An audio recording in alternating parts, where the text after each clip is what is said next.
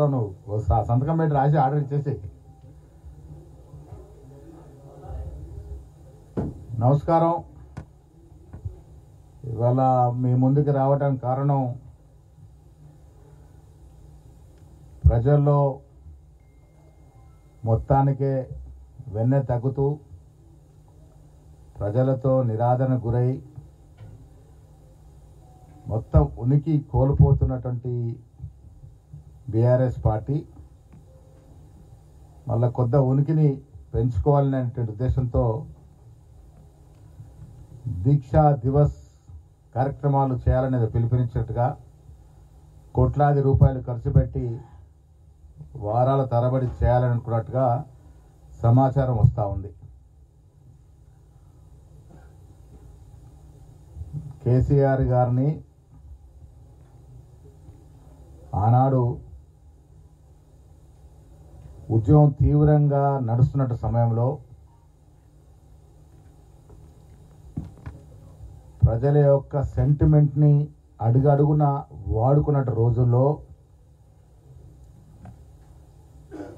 తెలంగాణ కోసం దీక్ష చేస్తున్నట్టుగా దీక్ష మొదలుపెట్టి ఆసుపత్రిలో చేరి నిమ్స్లో 3/12/2009లో చేరి 11/12/2009లో డిశ్చార్జ్ అయినారు. ఇలా వాళ్ళు గొప్పగా చెప్పుకొని దీక్షా దివస్ పేరిట మళ్ళీ కొంత సెంటిమెంట్ని రాజేసే ప్రయత్నం చేస్తున్న తరుణంలో నేను ముందుకు రావడం జరిగింది. కాదు అదర్వైజ్ ఇది ఎప్పుడు 2009లో ముగిసిన అధ్యాయం, దాని గురించి మాట్లాడాల్సిన అవసరం లేదు. కానాడు ఏ రకంగా దీక్ష జరిగింది, ఆనాడు కూడా మా ఉత్తమ్ కుమార్ రెడ్డి గారు, రేవంత్ రెడ్డి గారు ఆధారంతో బయటపెట్టినా ప్రజలు నమ్మలేదు. ఎందుకంటే ఆ దీక్ష చేసిన సమయం అటువంటిది, బాగా సెంటిమెంట్ ఉరుతున్న సమయం. కేసీఆర్ గారు దీక్ష చేశారు, పులి నోట్లో తల పెట్టారు కాబట్టి తెలంగాణ వచ్చిందట. కేసీఆర్ గారు చేసిన దీక్ష అదొక నాటకం. దీక్ష వల్ల తెలంగాణ రాలే, తెలంగాణ సోనియా గాంధీ వల్ల వచ్చింది. దీక్ష 3 నుంచి 11 8 రోజుల్లో దీక్ష విరమణ చేశారు, పలాయనం చిత్తగించారు. అప్పుడు ఉస్మానియా యూనివర్సిటీ మొదలుకొని అన్ని యూనివర్సిటీల విద్యార్థులు, యువకులు, అందులోనూ దళిత బిడ్డలు, బీసీ, ఎస్సీ, ఎస్టీ బిడ్డలు ఉద్యమాన్ని చేపట్టిన సందర్భం. ఈ బిడ్డలకు ఉద్యమాన్ని చూసి చలించి సోనియా గాంధీ గారు తెలంగాణ ఇచ్చినారు. మరి దీంట్లో కేసీఆర్ గారి పాత్ర ఏంటో, బీఆర్ఎస్ నాయకుల పాత్ర ఏంటో తెలుసుకోవాలి. దీక్ష చేసినటువంటి తీరు మీకు ఇవాళ ఎన్ని రోజుల తర్వాత మీ ముందుకు వచ్చి నేను వాస్తవాలు చెప్పాల్సి వస్తుంది. దీక్ష నిజమైన దీక్ష కాదు, రకరకాల ఫ్లూయిడ్స్ తీసుకొని కాస్త 8 రోజులు ఫ్లూయిడ్స్ మీద దీక్ష చేసినారు. మీకు అన్నీ కూడా డాక్టర్స్ ఇచ్చినటువంటి రిపోర్ట్స్, ఏమేమి ఫ్లూయిడ్స్ వాడారు, ఏ రకమైన విటమిన్స్ వాడారు, ఏ రకంగా దీక్ష నడిచింది, అది అసలు దీక్షనేనా, గతంలో పొట్టి శ్రీరాములు చేసినట్టు దీక్షకి దీనికి ఏమైనా పోలికుందా, పొంతన ఉందా, అసలు ఈ దీక్ష వల్ల తెలంగాణకు జరిగింది ఏమిటి, ఒరిగింది ఏమిటి, ఇవన్నీ కూడా దీంట్లో మీకు డాక్టర్స్ రిపోర్ట్ మీ అందరికీ ఇవ్వడం జరుగుతుంది. ఐరోమ్ షర్మిల గారు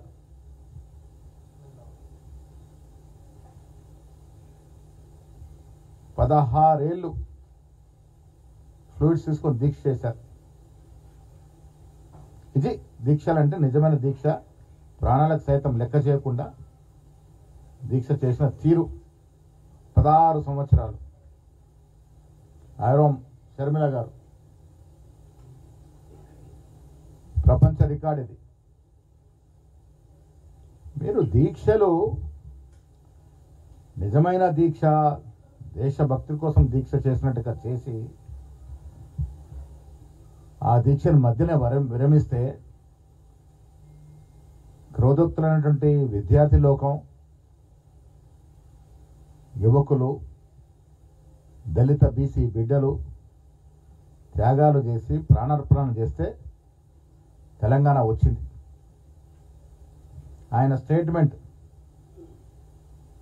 చివరి వరకు వదలము, 4 లక్షల మంది చచ్చినా తెలంగాణ పోరు ఆగదు. ఎవరు చచ్చిండ్రు? కేసీఆర్. ఏ బిడ్డలు చచ్చిండ్రు? కేసీఆర్ కుటుంబంలో కానీ చుట్టూ పరిసర దూర బంధువుల్లో కానీ ఎవరైనా చనిపోయినరా? చచ్చింది మళ్ళీ బడుగులే కదా. చచ్చిపోయింది ఎవరు? దళితులు, బీసీలు, ఎస్టీలు, ఎస్సీలు. వాళ్ళ త్యాగం వల్ల కదా తెలంగాణ ఆవిర్భవించింది. ఫ్లూయిడ్స్ వాడుకొని 8 రోజులు కూడా దీక్ష లేదని పరిస్థితి. 16 ఏళ్ళు అయం శర్మల చేస్తే 8 రోజులకి దీక్ష విరమించడం కాకుండా విద్యార్థులు తెచ్చగొట్టి ఎంతమంది ప్రాణాలు బలిగొన్నారు. ఆనాడు జరిగినటువంటి ఆత్మహత్యల పరిస్థితి ఏంది? లోతుగా వాటిని అధ్యయనం చేస్తే అసలు వాస్తవాలు బయటకు వస్తే మీ పరిస్థితి ఏంటి? ఏ రకంగా ఉద్యమాన్ని దిగజారి వాడుకున్నారు. వాడుకోవడమే కాకుండా ఆ దళిత బిడ్డలు, గిరిజనుల బిడ్డలు, బీసీ బిడ్డలు ప్రాణార్పణం చేస్తే వచ్చిన తెలంగాణని 10 ఏళ్లుగా మీరు దోచుకున్న తీరు ప్రజలు మర్చిపోలే. తండ్రి ఒక దిక్కు, కొడుకు ఒక దిక్కు, మేనల్లుడు ఒక దిక్కు, సడ్డకుని కొడుకు ఒక దిక్కు, బిడ్డ ఒక దిక్కు, చుట్టాలు ఒక దిక్కు, తాబేదారులుగా ఉన్నటువంటి ఆనాడు మంత్రులు, ఎమ్మెల్యే ఒక దిక్కు. ఏ రకంగా తెలంగాణ ఎన్ని రకాలుగా దోచుకున్నారో తెలంగాణ ప్రజలు మర్చిపోలే. ఇంత తెలంగాణ దోపిడీ గురి చేసి 7.5 లక్షల అప్పు చేసి పలాయనం చిత్తగించేలా ఫామ్ హౌస్కి పరిమితమైతే మళ్ళేదో దీక్షల పేరిట ₹1,00,00,000 ఖర్చు పెట్టి ఉనికిని చాటుకునే ప్రయత్నం చేస్తా ఉన్నారో తెలంగాణ ప్రజలు తిరస్కరిస్తారు. గుర్తుపెట్టుకోండి.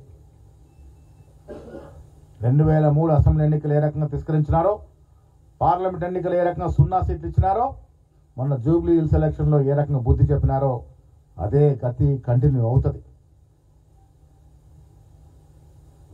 నేను రిపోర్ట్లన్నీ కూడా కేటీఆర్ కూడా పంపిస్తా ఉన్నా, చదువుకోండి. మీరు ఈ దీక్షలు చేసిన తీరు తెన్నులు, డాక్టర్స్ ఇచ్చిన రిపోర్ట్లు ఇవన్నీ కూడా మీకు కూడా పంపిస్తాం, చదువుకోండి. ఇంకా ఈ దీక్షా దివస్లు ప్రజల్ని మభ్యపెట్టే కార్యక్రమాలు మానుకోండి. మీకు మన చిత్తశుద్ధి ఉండి నిజంగా చేయదలుచుకుంటే సోనియా గాంధీ గారు ఫోటో పెట్టుకొని ఈ వారం రోజులు పాలాభిషేకాలు చేయండి. ప్రాణ అర్పించినటువంటి త్యాగదనులకి నివాళులు అర్పించండి. మీరు జైలు కొట్టాల్సింది కేసీఆర్ దీక్ష కాదు.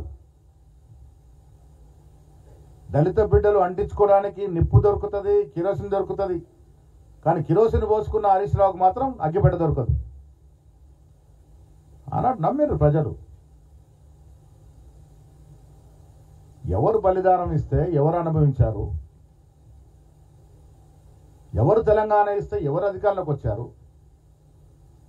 సోనియా గాంధీ గారు లేకుంటే తెలంగాణ ఆవిర్భావం అయ్యేదే కాదనే మాట కేసీఆర్ గారు సాక్షాత్ చెప్పారు. ఆ తర్వాత అదే సోనియా గాంధీ గారిని ఇష్టం వచ్చినట్టు మాట్లాడినారు. సోనియా గాంధీ గారి యొక్క దయ లేకుంటే తెలంగాణ వచ్చేది కాదు, కేసీఆర్ ముఖ్యమంత్రి అయ్యేవారు కాదు, కుటుంబ సభ్యులంతా అధికారం వచ్చేది కాదు, ఈ రకంగా దోసుకునే అవకాశం మీకు వచ్చేది కాదు.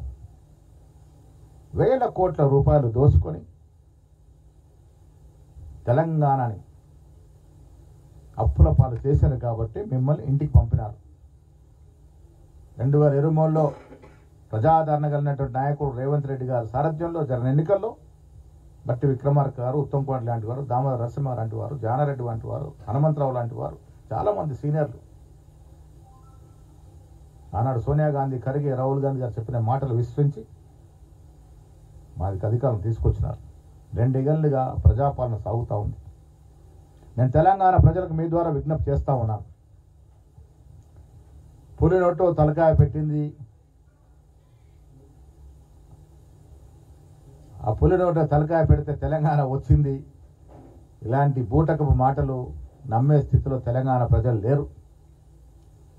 తెలంగాణ ప్రజలకు స్పష్టంగా తెలుసు, ఉద్యమం చేసింది విద్యార్థులు, యువకులు, నిరుద్యోగులు. వాళ్ళకేం చేశారు మీరు 10 ఏళ్ళుగా? అంతమంది నిరుద్యోగులు ప్రాణాలు అర్పించి తెలంగాణ తెస్తే ఏ నిరుద్యోగికి మీరు ఉద్యోగాలు ఇచ్చారు? మీ ఇంటి నుండి ఉద్యోగాలు పెట్టుకున్నారు. చనిపోయిన కుటుంబాలకు ఏమి ఇచ్చారు మీరు? వాళ్ళ శవాల మీద నడిచి మీరు అధికారంలోకి వస్తే వాళ్ళకేమి ఇచ్చారు? సోనియా గాంధీ గారు తెగించి అందరినీ కాదని తెలంగాణ ఇస్తే ఒక్కరోజున స్తుతించినారా?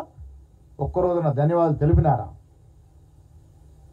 ఇప్పటికైనా బుద్ధి తెచ్చుకొని ఈ దీక్షా దివస్లు మాని సోనియా గాంధీ గారి యొక్క పూలపటానికి పాలాభిషేకాలు చేయండి. ప్రాణ త్యాగం చేసినటువంటి కుటుంబాలని ఆదుకునే ప్రయత్నం చేయండి. వారికి నివాళులు అర్పించే ప్రయత్నం చేయండి. మీరు చేసిన దీక్షలు ఎలాంటివో, ఏ రకమైన దీక్షలో ప్రజలకు తెలుసు. సర్టిఫికెట్లు, ప్రూఫ్లతో సహా నేను మీకు పంపిస్తా ఉన్నాను, చదువుకోండి. ఇప్పటికైనా ఇవన్నీ మానుకొని ఆ దీక్షా దివస్ మీద కోట్ల రూపాయలు పెట్టినా వచ్చేదేమి ఉండదు. ప్రజలు బాగా తెలివైన వారు, తెలంగాణ ప్రజలు విఘ్నులు. మిమ్మల్ని ఆదరించే పరిస్థితే ఉండదు ఈ రాష్ట్రంలో. ఒకరు త్యాగం చేస్తే ఒకరు అధికారం అనుభవించారు. అధికారంలోకి వచ్చి రాష్ట్రాన్ని అన్ని రకాలుగా దోచుకున్నారు. ఆ దోచుకున్న డబ్బుతో ఇవాళ రాజకీయాలు చేయాలనుకుంటా ఉన్నారు. మీ కుటుంబంలో తగాదాలు ఎందుకు వచ్చాయో రాష్ట్ర ప్రజలకు తెలియదా? దోచుకున్నది పంచుకోవడంలో వచ్చిన తేడాల వల్లనే కదా కుటుంబంలో తగాదాలు వచ్చాయి. ప్రజలకు స్పష్టంగా కనబడతా ఉన్నాయి. ఇలా కేసీఆర్ గారు ఫామ్ హౌస్ పరిమితమైతే హరీష్ రావు ఒక దిక్కు, కేటీఆర్ ఒక దిక్కు, కవిత ఒక దిక్కు. పంచుకున్న వాటాలు సరిగా చిక్కగా బజార్న పడి మాట్లాడుకున్న తీరు ప్రజలు గ్రహిస్తూ ఉన్నారు. దీక్షా దివసులకు ఇంకా ప్రజాదరణ ఉండదు కాక ఉండదు. బీఆర్ఎస్ పార్టీకి ఈ రాష్ట్రంలో ఉనికి మళ్ళీ రాదుగాక రాదు. ఈ రాష్ట్రాన్ని ఎన్ని రకాలుగా అభివృద్ధి సంక్షేమిస్తున్న కాంగ్రెస్ పార్టీ ఇవాళ వాస్తవాలతో బయటకు రావాలని మేము ముందుకు వచ్చాం. మీకు కూడా కాయిదాలు ఇస్తాం. దీక్షల వల్ల, కేసీఆర్ దీక్ష వల్ల తెలంగాణ రాలే. ఎస్, కేసీఆర్ ఉద్యమంలో కేసీఆర్ పాత్ర ఉంది, అంటే అనుమానం లేదు. కానీ కేసీఆర్ వల్లే తెలంగాణ వచ్చిందని మీరు చెప్పుకునే ప్రయత్నం చేస్తూ ఉన్నారు. అది ప్రజలు సహించరు, ప్రజలు ఒప్పుకోరు. తెలంగాణ వచ్చింది ఆనాడు కాంగ్రెస్ పార్టీ యూపీఏ వల్లనే. రావటానికి, తెలంగాణ రావటానికి కారణం ఆనాడు బలిదానం చేసుకున్నటువంటి ఆ యువకులే. దీంట్లో ఇలా మీ పాత్రను చెప్పుకునే ప్రయత్నం చేస్తే తెలంగాణ ప్రజలు సహించరు. దీక్షా దివసులు మాని ప్రజలు మేలుకునే కార్యక్రమాలు చేస్తే మంచిదనే మాట ఇస్తున్నాను, మనం చేస్తాం. దీక్ష తర్వాత ఇప్పుడు ఆనాడు పరిస్థితిలో ఆ దీక్ష ఏ రకమైందో తెలుసు. కానీ ఆనాడు పరిస్థితిలో ఆనాడు మాట్లాడడం సరికాదని మాట్లాడలేదు. దీక్ష వల్ల కాదు తెలంగాణ వచ్చింది. ఏళ్ల తరబడి ప్రజల ఆకాంక్షను గుర్తించినటువంటి నాయకురాలు సోనియా గాంధీ గారు. 4 లక్షలు చనిపోయినా సరే తెలంగాణ అంటే జనం చనిపోయి తెలంగాణ తెచ్చుకోవాలనుకున్నారు మీరు.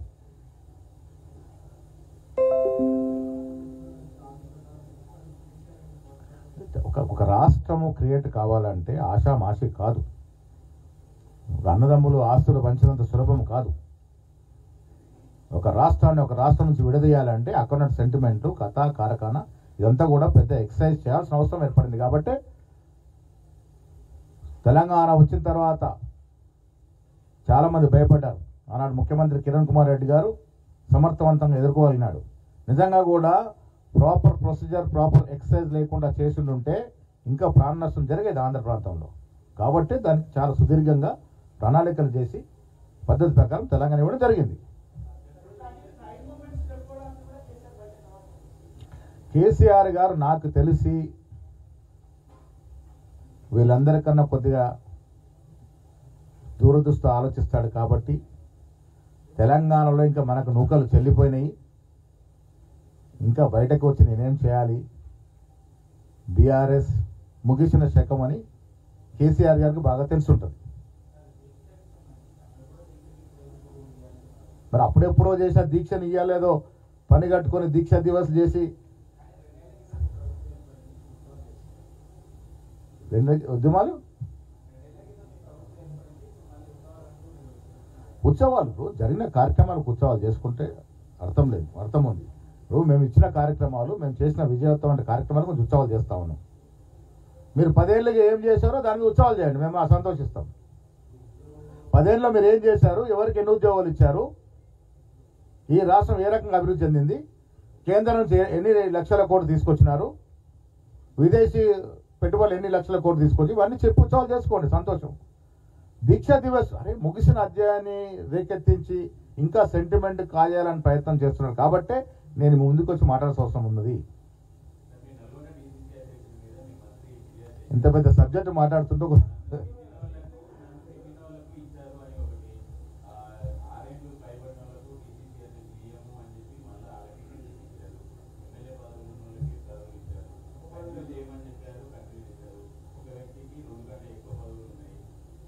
ఒకటొకటిగా చెప్తాను.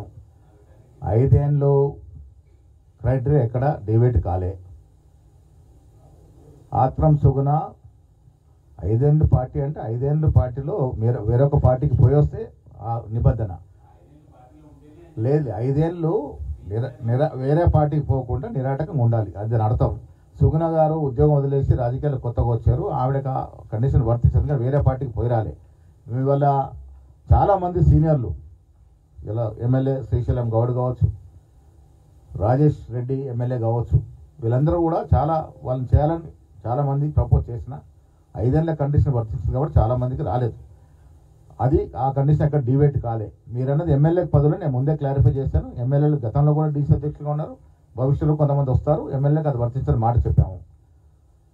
కార్పొరేషన్ చైర్మన్లు కొంతమంది వచ్చాయి, ఎస్ నెక్స్ట్ రెన్యువల్లో వారికి రాదు, డీసీ ప్రెసిడెంట్గా మిగులుతారు వాళ్ళు, అది క్లారిటీ.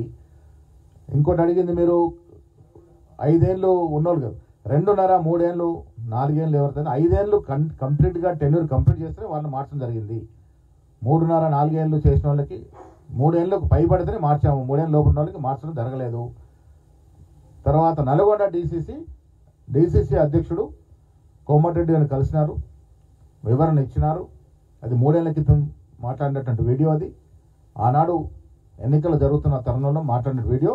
అది మాట్లాడడం తప్పు, దాన్ని పీసీ అధ్యక్షుడు నేను కూడా సమర్థించాను. కానీ కోమటిరెడ్డి గారిని కలిసి నేను వివరణ ఇచ్చినాను, బహిరంగ క్షమాపణ చెప్పినాను, వారిని అన్నీ కూడా వివరంగా మాట్లాడి వచ్చినానన్నమాట. ఇందాక నాకు కలిసి చెప్పడం జరిగింది.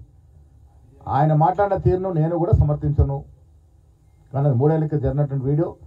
ఆయన నియామకం కూడా అక్కడ ఉన్నటువంటి సీనియర్లు, మెజార్టీ సీనియర్లు చెప్పిన దాని ప్రకారం జరిగినట్టుగా మాకు, ఎందుకంటే మేము ఈ ప్రక్రియలో ఎక్కడో కూడా నేను కానీ ముఖ్యమంత్రి గారు ఇన్వాల్వ్ కాలే, ఫలానా చోట ఫలానా అధ్యక్షుని చేయమని చెప్పలే.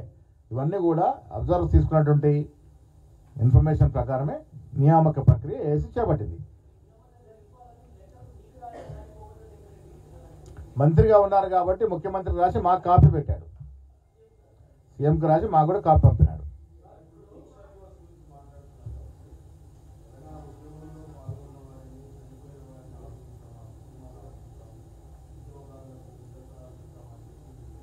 %100% ఇస్తా ఉన్నాం, మిగిలిన కూడా ఇస్తాం.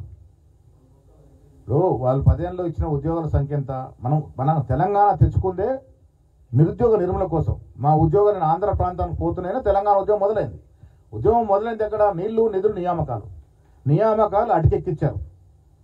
కుటుంబ సభ్యులంతా ఉద్యోగాలు చేరారు తప్ప చనిపోయిన కుటుంబాలకు ఉద్యోగాలు రాలే.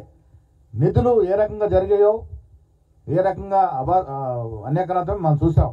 నీళ్ల దోపిడీ ఏ రకంగా జరిగిందో చూసాం. నిధులు ఎక్కడుండి నిర్వర్తించారు వారు? సెక్రటరీకి వచ్చిన పాపన పోలే. సో ఇవన్నీ కూడా డిబేట్ అయినాయి, పక్కదారి పట్టినాయి. కాబట్టి ప్రజలు, విజ్ఞులు కాంగ్రెస్ పార్టీని తీసుకొచ్చారు. 10 ఏళ్ల తర్వాత అయినా ఇచ్చిన పార్టీ కాంగ్రెస్ కాబట్టి జాగ్రత్తగా చూసుకునే ఉద్దేశంతో మమ్మల్ని గెలిపించడం జరిగింది. ఆనాడు ప్రజాదరణ ఉన్నటువంటి నాయకుడు రేవంత్ రెడ్డి ముఖ్యమంత్రి అయ్యారు. ఈ 2 ఏళ్లుగా మేము ఇచ్చినటువంటి సంక్షేమం కానీ అభివృద్ధి కానీ, వాళ్ళు 10 ఏళ్ళలో 1:5 10 ఏళ్ళు వాళ్ళు ఇచ్చిన సంక్షేమం కానీ అభివృద్ధి మీద చర్చకు ఎవరు వస్తారంటే వారికి వెల్కమ్, చర్చ పెట్టుకుందాము. చర్చకు సిద్ధం.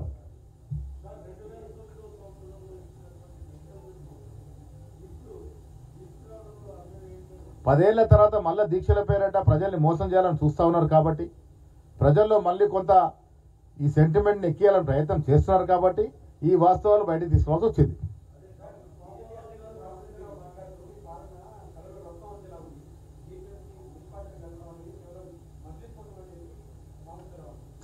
బీజేపీ పార్టీ ఆయన ఏ స్థాయి నాయకుడైనా కానీ అది బీజేపీ కార్పొరేటర్ స్థాయి నుంచి కిషన్ రెడ్డి వరకు రోజు మజిలిస్ జపం చేయండి. పాపం వాళ్ళకి బ్రేక్ఫాస్ట్ పోదు. వాళ్ళు బ్రేక్ఫాస్ట్ తినే ముందు, తర్వాత డిన్నర్ తర్వాత రోజు ఒకసారి ఓవైసీ గారిని తలుచుకుంటారు. దానికి మనం ఏం చేద్దాం? ముస్లింల సమాజంలో భాగమా కాదా? మేము సెక్యులర్ భావాలు అన్నటువంటి పార్టీ, అందరూ భాగం దీంట్లో.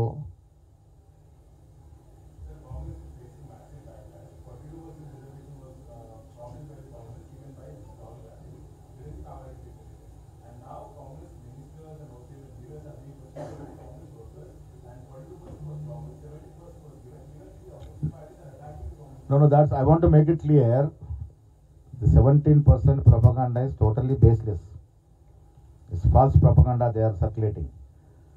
I agree that 0.5% deviation is there, that too because of migration of population, BC population to urban areas. Other than that, there is no lapse. And as far as 42% reservation is concerned, we are still committed. 42% reservation for BCs is not a closed chapter. This will continue irrespective of elections. Elections, we are compelled to go for election because of High Court's decision. And moreover, there is uncertainty at the ground level. Without sarpanch, without proper leadership, we are unable to function, we are unable to process the schemes to common people. So that is the reason, as per the direction of the High Court and the ground level report, we are going for sarpanch elections. As far as MPTs and ZPTs elections are concerned, we will obey the court order. We are still trying to pursue the matter. Yesterday, our Deputy Chief Minister, Mr. Bhatti Vikramaka, had a meeting of all party MPs. In that, priority agenda was BC reservation, 42% reservation. Very soon, we are going to seek an appointment to the Prime Minister, demanding the approval of 42% reservation for BCs, wherein we have passed 2 bills. We request Union Government to amend and pass those bills and include into 9th schedule.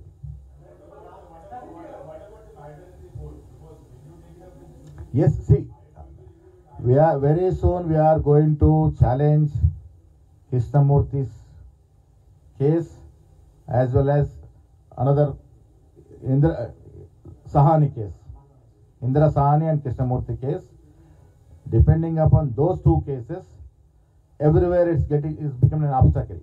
Now we have decided and we request Honorable Chief Minister to challenge these 2 judgments.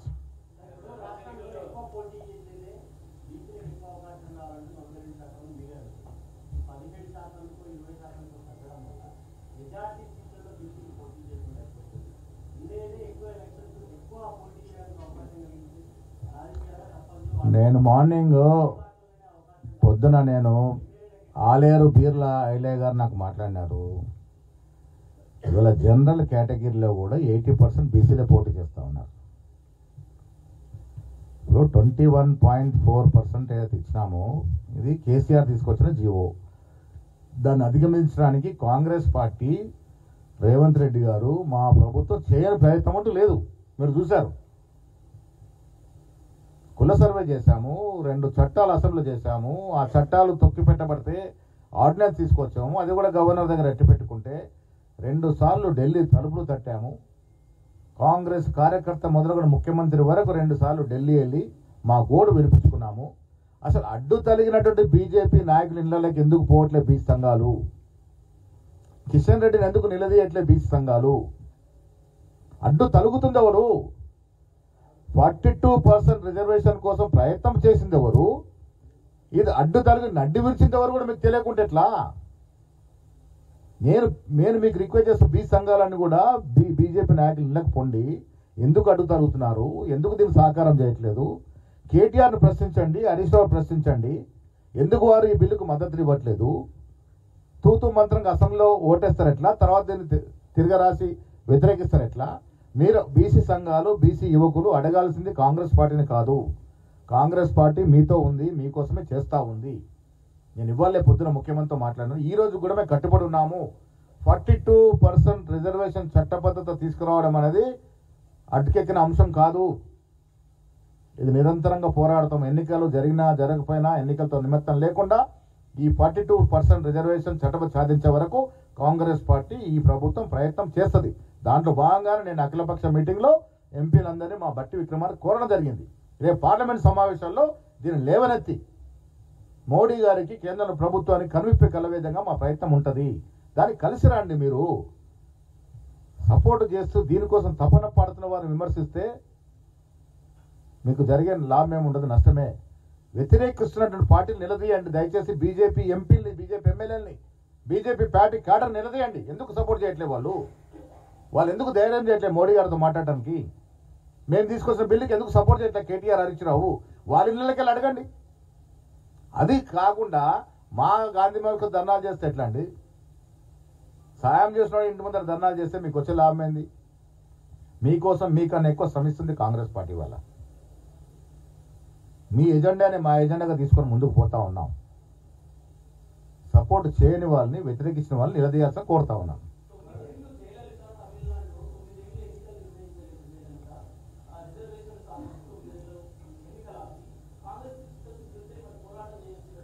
ఇప్పుడు ఎన్నికలు ఆపడానికి కూడా కొంత సమయం ఉంటుంది. నేను దాదాపు 9 మాసాల క్రితం ముఖ్యమంత్రి మంత్రులతో జరిగిన సమావేశంలో నా అభ్యర్థన మేరకు ఎన్నికలు పోస్ట్పోన్ అయినాయి. ఇది వాస్తవం. 9 నెలలు పోస్ట్పోన్ చేస్తాం. అంతలోపు మేము చేయని ప్రయత్నం అంటూ లేదు కదా. ఈ 9 మాసాల్లో అసెంబ్లీలో చట్టాలు తెచ్చాం. ఎక్కడ ఆగినాయి? గవర్నర్ దగ్గర ఆగినాయి. గవర్నర్ ఎవరి చేతిలో ఉంటుంది? గవర్నర్ వ్యవస్థ కేంద్ర ప్రభుత్వం చేతిలో ఉంటుంది. కేంద్ర ప్రభుత్వంలో ఎవరున్నారు? బీజేపీ నాయకులు, బీజేపీ పార్టీ ఉంది. దానికి అధిగమించిన ఆర్డినెన్స్ తీసుకొచ్చాం. అది కూడా గవర్నర్ దగ్గర పెండింగ్లో ఉంది. ఢిల్లీకి పోయాము, పోరాడాము. ఈ 9 నెలలు చేయాల్సిన ప్రయత్నం అంతా చేశాము. కానీ గ్రామీణ స్థాయిలో సరైన సర్పంచ్ వ్యవస్థ లేకపోవడం వల్ల పరిపాలన స్తంభించబడతా ఉంది, అస్తవ్యస్తం అవుతా ఉంది. కాబట్టి కనీసం సర్పంచ్ ఎన్నికలను జరుపుకుందాం ఉద్దేశం సర్పంచ్ ఎన్నికలు పోతా ఉన్నాం. ఎంపీటీసీ, జడ్పీటీసీ ఎన్నికలు అనేది ఇంకా కోర్టు నిర్ణయం వచ్చిన తర్వాత ఫర్దర్ ఏం చేయాలో ఆలోచిస్తాం.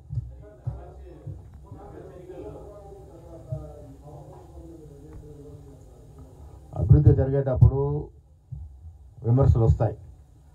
విమర్శల్లో చేసేటప్పుడు సహేతుకమైన విమర్శ ఉంటే డెఫినెట్గా మేము పునరాలించుకుంటాం. జరిగిన తప్పిదాలు చూపకుండా ఊరికే బట్టగాల్చి మీదేస్తానంటే కరెక్ట్ కాదు. అది అభివృద్ధి జరగాలి. పవర్ సెక్టర్లో మనం అభివృద్ధి సాధించుకోవాలి. భూములు ఎందుకు అవన్నీ ఆ కార్యక్రమం చేయాల్సి వస్తుంది. ఇండస్ట్రియలైజేషన్ జరగాలి, పరిశ్రమలు రావాలి. ఆ దశగా ప్రయత్నం చేస్తున్నప్పుడు కుంభకోణాలకు అలవాటు పడినట్టు టీఆర్ఎస్ నాయకులు దాని గురించి మాట్లాడతారు.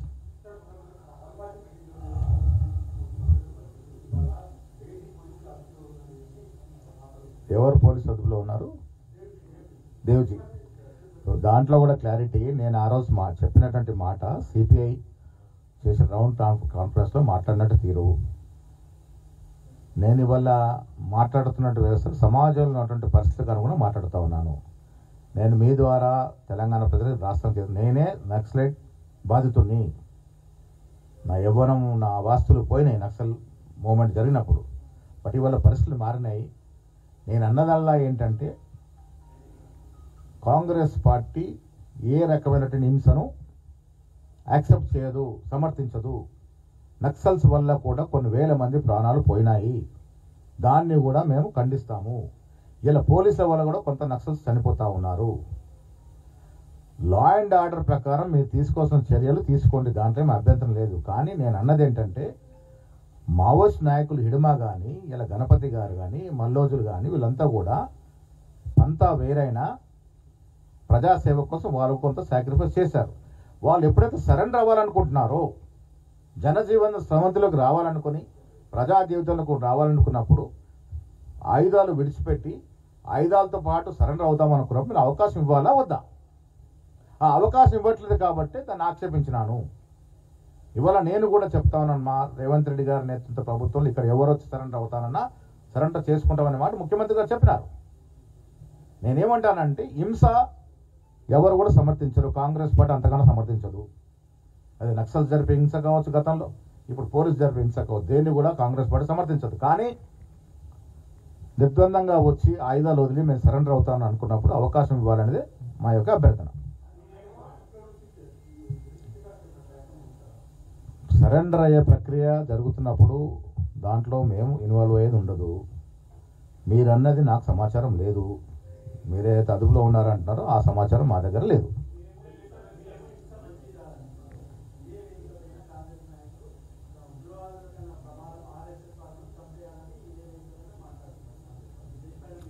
ఆర్ఎస్ఎస్ వాదుల్ని మాట వరుస చంపేయాలంటే భౌతికంగా చంపడం కాదు, మీరు అర్థం చేసుకోవాలి. ఆర్ఎస్ఎస్ వాదులు మతం పేరిట విషం నింపుతా ఉన్నారు. ఈ సమాజం అందరిది. భారతదేశం స్వాతంత్రం వచ్చినప్పుడు లౌకికవాద దేశంగా పుట్టింది. మన పునాదుల్లోనే లౌకికవాదం ఉంది. It's a secular state. Pakistan లాగా it's not Islamic state, it's a secular state. ఇక్కడ అందరికీ జీవించే హక్కు ఉంది. ఇక్కడ మతాలు కులాల పేరు పెట్టి మీరు చిచ్చు లేపిరని రోజులు భారతదేశం ముందుకు పోదు. ఇది యూరోపియన్ దేశాలు, వెస్టర్న్ దేశాలు ఎందుకు పోతా ఉన్నాయి? కులాలు మతాలకు అతీతంగా అభివృద్ధి ఎందుకు జరుగుతూ ఉంది? ఆ దశగా పోవాలని, అన్ని మతాలని అన్ని కులాలను అభిమానించుకోవాలని. Thank you.